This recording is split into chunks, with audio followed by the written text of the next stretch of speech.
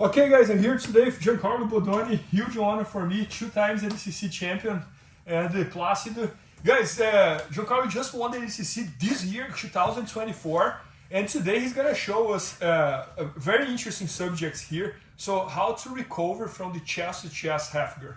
So Bodoni, I think like everybody who comes from your team, from John's team, if you guys get the chest to chest from the top position, the guy on board is kind of done. Like when you watch like you competing, Gordon, Nicholas, when you guys get there, like, so how to get out? Yeah, I think also on the escape side, because we do train that position so much, you gotta get both sides of the you get kind of both sides of the defensive side and the offensive side. So while in competition it is that way, a lot of times in the gym it can be hard to pin people because they're so used to being in that position and so good at the escape. So it kind of is a little bit dependent upon the exact situation, but a situation that I think a lot of people end up in is where, let's say I'll do it on Plácido, where we get here and he has the underhook, okay, and he has the head here, okay, and then your training partner does a good job of putting body weight on you and tilting their hips this way, okay.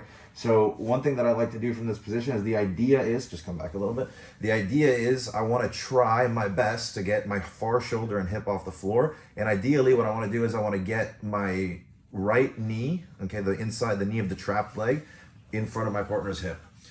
So in order for me to do that, what I have to do is I have to either be able to widen my training partner's knee so that I can get a knee elbow escape, or I need to clear this crossface.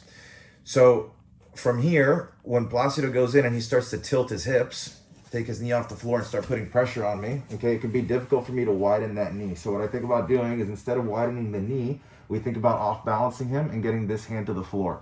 So I bring my knees nice and high, I put a foot down on the floor, and I'm gonna block this knee so that he can't open it, okay? When I block this knee, I use my bicep and I start to whip my training partner over my right shoulder to get him to release, okay, the crossface. If he doesn't release it, he's gonna get bridged over. So when I go to bridge, a lot of times he'll release that crossface, okay?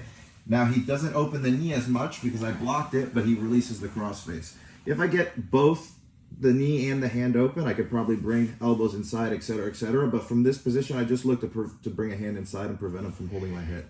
Okay, and then from here, I could start bringing the other hand in, and we could start looking to insert knee shield, bring the other leg in, okay, and get to a position where we can recover.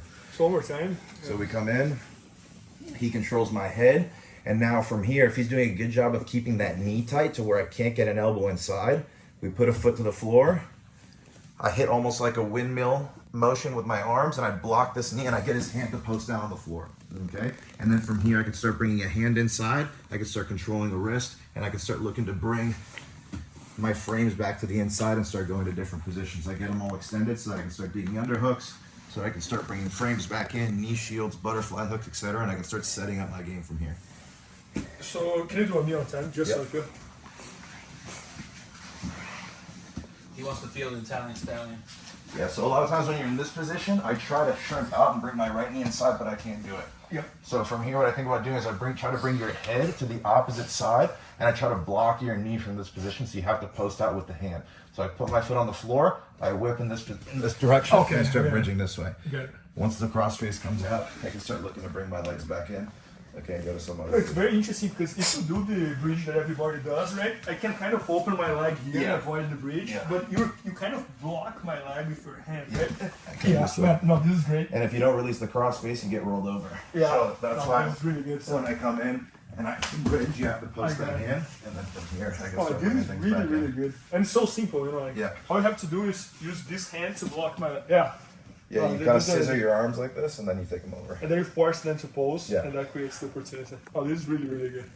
Yeah, so guys, Giancarlo has an entire structure all about half guard for no gi, bottom half guard. It's already at IBJJFanatics.com, so make sure to check that out. And 2 times ADCC champion, amazing athlete, and great instructor. So hope you guys enjoyed. Thank you, Bodoni. Please help me out to grow my YouTube channel. Just click subscribe. And to watch more videos, just click under see more videos. I hope you enjoyed. BJJFanatics.com. Use the promo code YouTubeFaria to get 10% off any instructional video. Improve your jiu-jitsu faster.